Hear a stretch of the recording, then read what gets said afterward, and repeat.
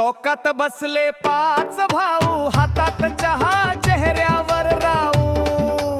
कुणाच लफड कुणी सांगत, आपलं मात्र लपवत. एक म्हणे मी सरळ बुवा, आतून निघतो दंगा मोठा. गावाचा तिढा लफडी सोळा, जास्त बोलून वाढत झोळा. अंगणात बसून करतात खोळा, गावाचा तिढा लफडी सोळा.